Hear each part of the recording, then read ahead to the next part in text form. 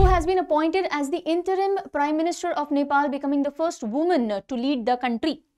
तो नेपाल को अपनी पहली महिला प्रधानमंत्री इंटरिम प्राइम मिनिस्टर के तौर पे मिली है और उनका नाम क्या है? The answer would be Sushila Karki. B will be the right answer. Which country has appointed world's first AI generated government corruption minister? So कौन सी कंट्री है जिसने AI मिनिस्टर, पूरे वर्ल्ड में पहला AI minister to curb corruption appoint किया है? And the answer would be Albania. और इस AI का नाम क्या है? What is the name of this AI? You will have to tell me.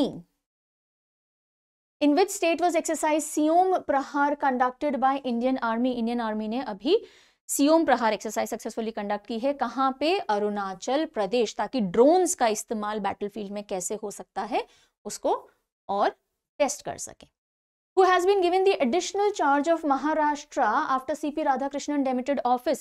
CP Radhakrishnan जी क्योंकि वाइस प्रेसिडेंट बन गए हैं तो उनके द्वारा जो पोजीशन होल्ड की जा रही थी महाराष्ट्र गवर्नर की, that became vacant and somebody has been given additional charge to it. So the answer would be Acharya Devvrat, जो कि गुजरात के गवर्नर हैं. Now he has taken additional charge of Maharashtra governor. In which city of UAE was the Indian Institute of Management Ahmedabad's new campus inaugurated? IIM Ahmedabad का पहला overseas campus inaugurate हुआ है.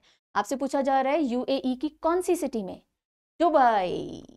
ये रहा. D is the right answer. Who has been appointed as the chairperson of NSE, that is National Stock Exchange Governing Board?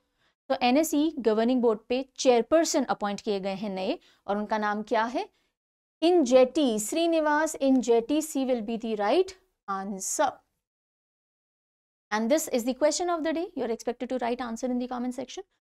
Where was the 4th edition of Coast Guard Global Summit held? So, 4th edition of Coast Guard Global Summit कहाँ हुआ?